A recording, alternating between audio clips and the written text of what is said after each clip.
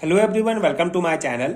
आज हम इस वीडियो में क्वांटम मैकेनिक्स चैप्टर स्टार्ट करेंगे जो बीएससी एंड एमएससी लेवल के सेमेस्टर एग्जाम्स के लिए एक बहुत ही इंपॉर्टेंट चैप्टर है। सो आज हम इस पर्टिकुलर वीडियो में black body radiation topic detail में डिस्कस करेंगे। इसका बेसिक कॉन्सेप्ट समझेंगे जो क्वांटम मैकेनिक्स का एक बहुत ही इंपॉर्टेंट टॉपिक है। सो क्वांटम मैकेनिक्स से रिलेटेड जितने भी इंपॉर्टेंट कॉन्सेप्ट हैं, इंपॉर्टेंट टॉपिक्स हैं, आगे आने वाले वीडियोस में एक एक करके हम डिटेल में डिस्कस करेंगे। प्रॉपर नोट्स आपको प्रोवाइड करूंगा जो आपके एग्जाम प्रिपरेशन के लिए बहुत हेल्पफुल होगा।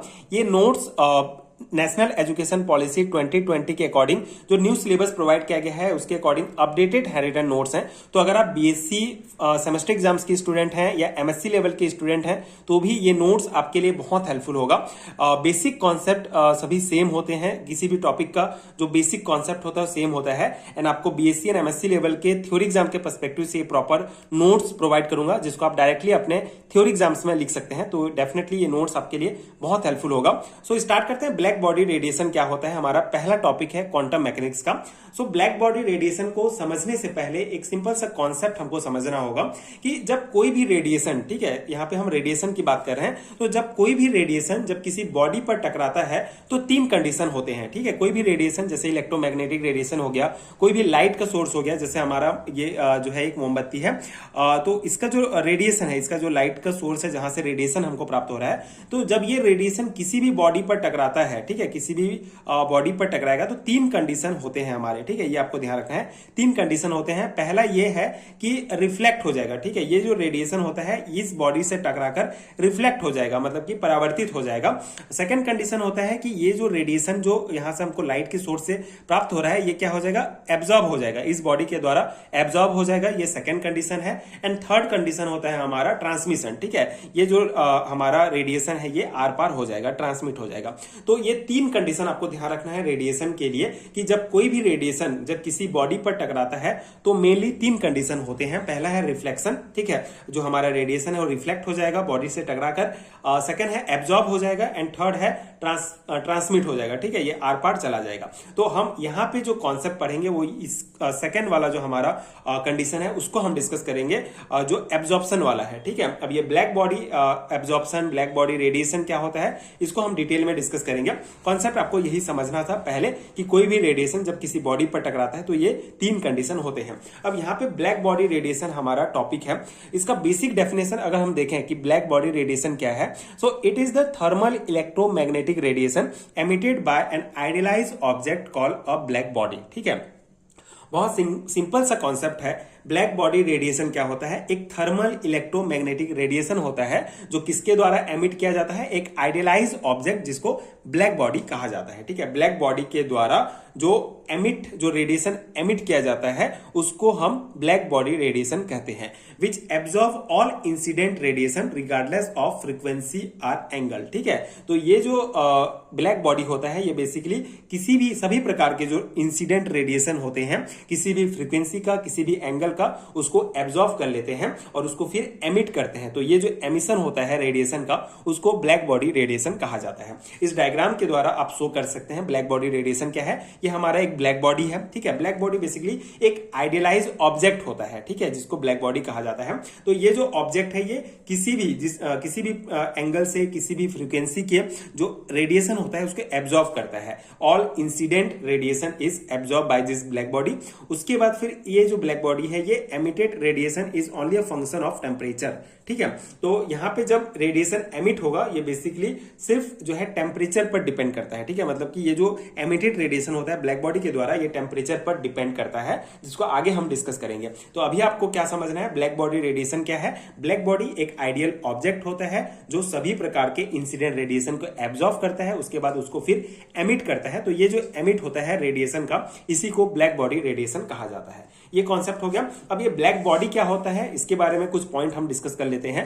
Black body basically an ideal object that absorb 100% of all electromagnetic radiation that strikes it reflect nothing and emit radiation perfectly. ठीक है, तो बेसिकली एक आइडियल ऑब्जेक्ट होता है ब्लैक बॉडी जो 100% जो इलेक्ट्रोमैग्नेटिक रेडिएशन जो इसके ऊपर स्ट्राइक होता है उसको एब्जॉर्ब कर लेता है एंड इट रिफ्लेक्ट नथिंग। ठीक है, एंड ये जो है एंड इट रिफ्लेक्ट नथिंग, ठीक है, किसी को भी जो है ये रिफ्लेक्ट नहीं करता है, सबको एब्जॉर्व कर लेता है ब्लैक बॉडी, ठीक है। जैसे पहला कंडीशन था हमारा रिफ्लेक्शन का कि इस प्रकार से रिफ्लेक्ट हो जाएगा, परावर्तित हो जाएगा, लेकिन ब्लैक बॉडी किसी भी प्रकार से जो है किसी भी रेडिएशन को रिफ्लेक्ट नहीं करता है, बल्कि सभी को एब्जॉर्व कर लेता है और emit radiation perfectly. Emit radiation मतलब जितना अच्छा ये एब्जॉर्प्शन करता है रेडिएशन का, उतना ही अच्छा जो है रेडिएशन को एमिट भी करता है। तो ये पहला पॉइंट हो गया।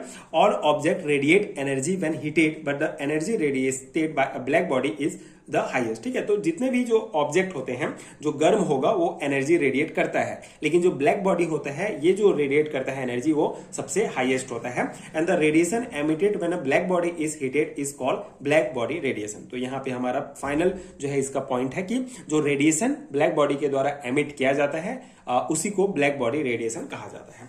तो ये सिंपल सा बेसिक कॉन्सेप्ट है बट इंपॉर्टेंट है, कभी कभी एग्जाम्स में पूछा जाता है what is black body radiation. तो आप बेसिक डेफिनेशन और ये डायग्राम के द्वारा इसको शो कर सकते हैं। अब इससे रिलेटेड एक इंपॉर्टेंट कॉन्सेप्ट है टेम्परेचर। इसके टेम्परेचर के द्वारा टेम्परेचर कैसे इफेक्ट करता है एनर्जी एमिशन को, तो उसको हम डिस्कस करेंगे। इसके लिए आपको दो ग्राफ जो है डिटेल में पढ़ना होगा, ठीक है। तो यहाँ पे the energy emitted by black body depends upon the temperature, ठीक है। जो ब्लैक बॉडी के द्वारा एनर्जी एमिट किया जा रहा है, जो रेडिएशन एमिट किया जा रहा है वो बेसिकली टेम्परेचर के जो है ऊपर डिपेंड करता है। Effect of temperature on black body radiation can be explain by the curve, ठीक है। ये जो दो कर्व हैं, दो ग्राफ हैं, ये बेसिकली ब्लैक बॉडी रेडिएशन पर टेम्परेचर का क्या इफेक्ट होता है उसको एक्सप्लेन करता है, ठीक है। बेसिकली ये दो ग्राफ हमको कैसे प्राप्त होंगे, जब निश्चित टेम्परेचर पर ब्लैक बॉडी द्वारा उत्सर्जित जो रेडिएशन है उसके वेवलेंथ को हम यहाँ पे एक्स अक्ष पर लिखते हैं, ठीक है। ये बेसिकली जो हमारा ब्लैक बॉडी के द्वारा उत्सर्जित जो रेडिएशन है उसके वेवलेंथ को हम एक्स अक्ष में यहाँ पे लिखेंगे, वेवलेंथ है, एंड जो वाई अक्ष में होगा वो हमारा एनर्जी डेंसिटी को शो करता है, ठीक है। तो इस प्रकार से वेवलेंथ और एनर्जी डेंसिटी के बीच जो ग्राफ हमको प्राप्त होता है, जो ग्राफ हम खींचते हैं जो ग्राफ हम प्राप्त करेंगे उसको क्या कहा जाता है, स्पेक्ट्रम ऑफ रेडिएशन, ठीक है। तो बेसिकली यहाँ पे दो ग्राफ आपको दिख रहा होगा, दो कंडीशन है। ये जो spectrum of radiation emitted bye black body at a certain temperature, ठीक है। ये जो पहला हमारा ग्राफ है एक सर्टेन टेम्परेचर पर जो ब्लैक बॉडी के द्वारा रेडिएशन एमिट किया जा रहा है उसकी स्पेक्ट्रम को शो कर रहा है। एंड जो सेकेंड ग्राफ है हमारा वो बेसिकली डिफरेंट टेम्परेचर पर ब्लैक बॉडी के द्वारा जो रेडिएशन एमिट किया जा रहा है उसकी स्पेक्ट्रम को शो कर रहा है, ठीक है। तो ये दो अलग अलग ग्राफ हैं। जैसे अगर हम पहले ग्राफ की बात करें, मतलब इन ग्राफ की अगर हम बात करें तो ये क्या बताता है, अगर बेसिक पॉइंट में हम समझें तो इस ग्राफ में मेनली ये है कि एक ब्लैक बॉडी अलग अलग टेम्परेचर पर, ठीक है, एक ब्लैक बॉडी अलग अलग टेम्परेचर पर किस वेवलेंथ पर कितनी एनर्जी रेडिएट करती है उसको शो करता है, ठीक है। एक ब्लैक बॉडी, ठीक है, एक ब्लैक बॉडी अलग अलग टेम्परेचर पर, ठीक है, जैसे यहाँ पे हमारा 6000 के है, 7000 के है, 4000 के है, अलग अलग टेम्परेचर पर किस वेवलेंथ पर कितनी एनर्जी रेडिएट करती है, ठीक है, किस वेवलेंथ पर कितनी एनर्जी रेडिएट करती है उसको जो है ये ग्राफ शो करता है। ये हो गया। अब यहाँ पे हम कॉन्सेप्ट समझने से पहले जो पॉइंट दिया गया है उसको डिस्कस कर लेते हैं। इसी से ही आपको ये ग्राफ समझ में आ जाएगा। जैसे ये कर्व क्या बताता है हमको, पहला है the intensity of emitted radiation increase with temperature, ठीक है। पहला है कि जो इंटेंसिटी होता है एमिटेड रेडिएशन का वो क्या करता है, टेम्परेचर के साथ इंक्रीज होता है। जैसे पहले ग्राफ में अगर हम देखें तो ये हमारा वेवलेंथ है, ठीक है, और ये हमारा 6000 के जो है हमारा टेम्परेचर है। तो इस टेम्परेचर पर हमारा वेवलेंथ क्या होगा, ये जो ए पॉइंट है ये बेसिकली हाईएस्ट वेवलेंथ है, ठीक है, इसको लैम्डा मैक्स के द्वारा शो किया जाता है। तो ये जो है हमारा इस वेवलेंथ पर जो है इतना ये जो ब्लैक बॉडी है इतना एनर्जी रेडिएट करता है, ठीक है। ये हमारा जो ए पॉइंट प्राप्त होता है ये हाईएस्ट वेवलेंथ को शो करता है। तो इस टेम्परेचर पर ये जो वेवलेंथ है हमारा वो इतना एनर्जी रेडिएट करेगा, ठीक है। अलग अलग मतलब ये पूरा शो करता है कि अलग अलग टेम्परेचर पर अलग अलग वेवलेंथ पर एनर्जी रेडिएट करेगी, ठीक है। जैसे ये ब्लैक बॉडी अगर हम 6000 के टेम्परेचर की बात करें तो इसमें इस वेवलेंथ पर यहाँ पे एक पॉइंट हमको प्राप्त होगा जो होता है हमारा लैम्डा मैक्स। तो यहाँ पे इस वेवलेंथ पर ये एनर्जी रेडिएट करेगी, ये शो करेगा, ठीक है। उसी प्रकार अगर हम 2000 के टेम्परेचर की बात करें तो यहाँ पे हमको वेवलेंथ, यहाँ पे एक वेवलेंथ प्राप्त होगा, इस वेवलेंथ पर ये जो है एनर्जी रेडिएट करेगी। उसी प्रकार यहाँ पे 3000 अगर हम 3000 के टेम्परेचर लेते हैं तो इस वेवलेंथ पर रेडिएट करेगी, 4000, इस प्रकार से ये बढ़ते जाता है, ठीक है। तो इस प्रकार से ये ग्राफ वही शो करता है कि अलग अलग टेम्परेचर पर अलग अलग वेवलेंथ पर एनर्जी रेडिएट करेगी, ठीक है। है। तो ये हो गया। अब यहाँ पे पॉइंट अगर हम देखें तो पहला पॉइंट है the intensity of emitted radiation increase with temperature. जो एमिटेड रेडिएशन का इंटेंसिटी होता है टेम्परेचर के साथ इंक्रीज होते जाता है। For each temperature there is a particular wavelength at which the energy radiation is maximum lambda max, ठीक है। तो हर एक टेम्परेचर के लिए एक पर्टिकुलर वेवलेंथ होता है, जिसको जो है यहाँ पे 6000 के टेम्परेचर के लिए ए से शो किया गया है, जिसको हम लैम्डा मैक्स कहते हैं, ठीक है। लैम्डा मैक्स के द्वारा इसको डिनोट किया जाता है। यहाँ पे वेवलेंथ सबसे हाईएस्ट होता है।